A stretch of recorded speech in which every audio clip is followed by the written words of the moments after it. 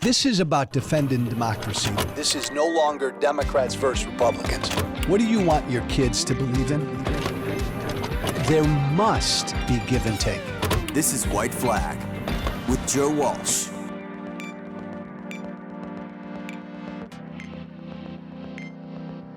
Hey, look, I know that life can be complicated, right? No black and white, right? A lot of gray, a lot of nuance in life. And generally, I believe in and subscribe to a lot of that. But also generally, I believe life is pretty simple. Basic rules, basic ways to live. Be nice.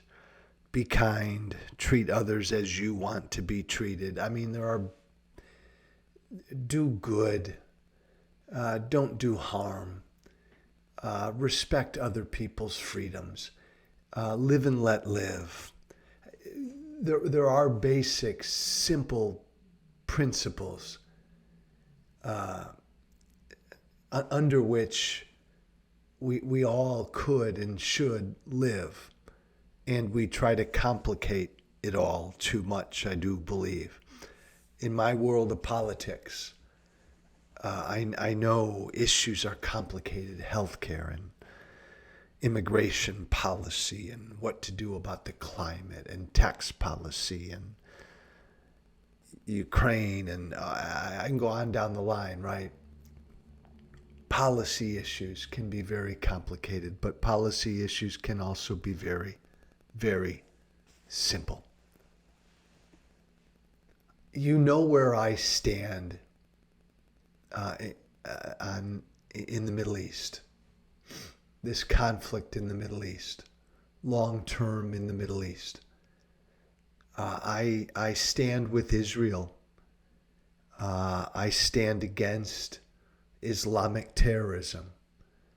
I don't want to see any innocent civilians killed. I know that many of you, most of you, paying attention these last 3 to 4 weeks, and I know many of you have thought that I've talked about Israel and the Middle East too much, but I know of those of you who are paying attention. It's difficult. It's emotional. It's been a profound issue. For someone like me who cares so deeply about Israel, this has felt like 9/11 to me. I'm not Jewish, I'm not Israeli, but it has felt like that these last 3.5 weeks. For those of you paying attention and consumed by it and frustrated and worried that this is the beginning of a long, ugly, tough, difficult period, conflict again in that part of the world, and it's never going to be solved, and it's getting to you. Oh, it's so complicated. What's going on in the Middle East? It's not. It is, but it isn't. I've said this before, and I'm going to say it again. And when anybody asks me what is at the crux of what's going on in the Middle East, why there's been conflict there forever, for hundreds of years, for 75 years, it comes down to this. This is what I always say. If Israel's enemies laid down their weapons tomorrow, there would be no more war. If Israel laid down her weapons tomorrow, there would be no more Israel. It's that simple. That's where we are in the year 2023, and that's where we've been for at least the past 75 years from the moment the State of Israel was created. That's the crux of it. And I'll say it again. If Israel's enemies laid down their weapons, there would be no more war. If Israel laid down her weapons, there would be no more Israel. What does that mean? What am I saying? What's at the bottom of everything? At the bottom of everything here is Israel's enemies do not want peace. They want the destruction of Israel. Israel wants peace. You follow?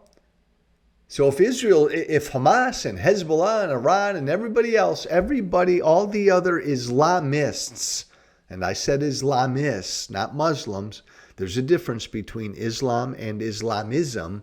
If all the Islamists, if all the Islamic terrorists, if all of Israel's Islamic enemies stopped fighting tomorrow, there'd be no more fighting.